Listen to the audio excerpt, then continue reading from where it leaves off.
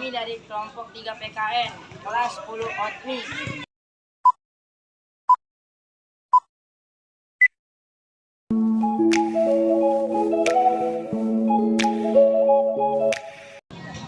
Assalamualaikum warahmatullahi wabarakatuh.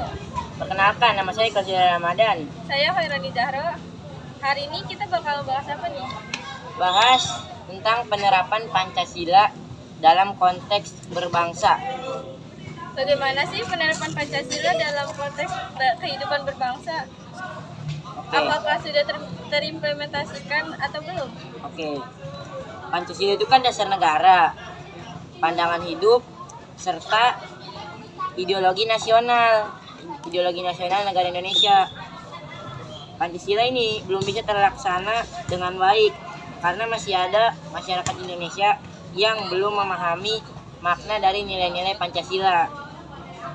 Tentunya hal ini bisa jadi menyebabkan permasalahan yang ada di Indonesia. Dengan begini, Indonesia ini butuh solusi dalam menangani hal ini. Salah satunya yaitu upaya pemerintah dalam mengatasi hal ini adalah memberi materi ajaran di sekolah pada sistem pendidikan nasional di Indonesia ini. Jadi dengan begitu, mungkin aja ke depannya nilai-nilai Pancasila sudah bisa terimplementasikan dengan baik secara merata di Indonesia. Pertanyaan nomor 2, apakah ada tantangan mengimplementasikan Pancasila dalam kehidupan berbangsa? Coba jelaskan dong. Tantangan dalam mengimplementasikan Pancasila itu pasti ada. Contohnya di sila pertama, tantangannya yaitu masih banyak orang-orang yang nggak taat sama peraturan agamanya masing-masing. Nah, untuk sila yang kedua, masih banyak tuh orang-orang yang tertindas gitu di masyarakat, tidak apa istilahnya, tidak diberikan haknya secara adil. Kemudian untuk sila yang ketiga, masih banyak konflik yang terjadi di Indonesia, dan itu merupakan tantangan dalam mengimplementasikan Pancasila di sila ketiga. Kemudian di sila keempat itu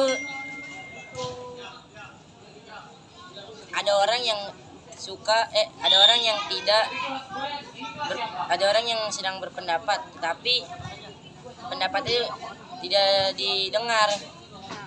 Itu dalam bermusyawarah, si A memberikan pendapat ini, tapi si B tidak mendengarnya, jadi terlibat perselisihan.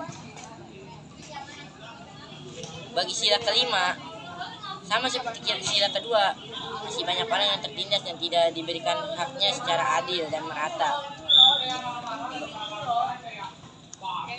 Oh begitu. Oke, berikutnya pertanyaan ketiga, apakah akibat salah satu dari nilai-nilai tidak diterapkan dalam kehidupan berbangsa? Jika salah satu nilai Pancasila tidak diterapkan, maka akan ada banyak sekali hal-hal yang akan terjadi. Contohnya pada sila ketiga, yaitu Persatuan Indonesia. Jika nilai itu tidak diterapkan, maka yang akan terjadi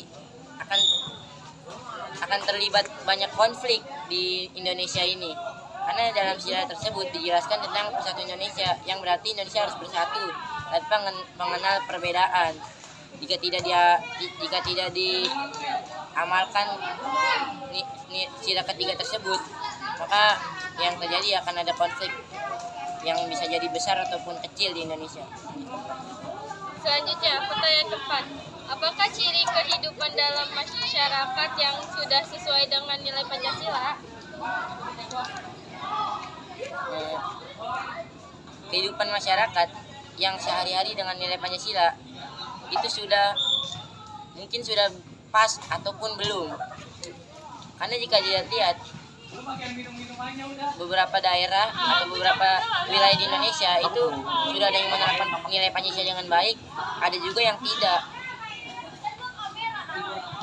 Pada zaman dulu Pancasila pada zaman dulu rakyat-rakyat Indonesia masih sering berkonflik. Namun alhamdulillah sekarang sudah jarang konflik, terutama konflik agama, karena zaman dulu itu banyak konflik yang mengenai tentang agama. Sekarang juga tetap ada konflik, tetapi tidak separah dulu. Lanjut pertanyaan kelima. Apa aja sih contoh implementasi nilai Pancasila dalam berbangsa?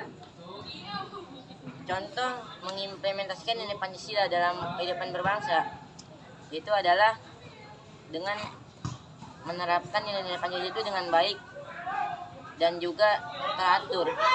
Contohnya sila pertama, untuk mengimplementasikan nilai Pancasila sila pertama, kita tuh harus taat beragama, taat dalam peraturan agama, yaitu selalu menjalankan ibadah dan berdoa sesuai agamanya masing-masing.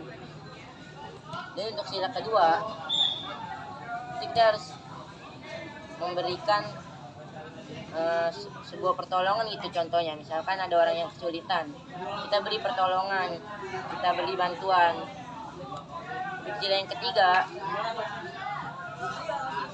Untuk sila yang ketiga, itu kita perlu menghindari yang namanya perseteruan.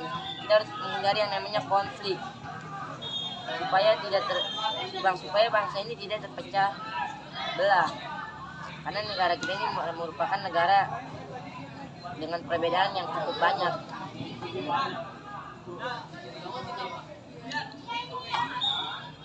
Oke, lanjut. Untuk sila yang keempat,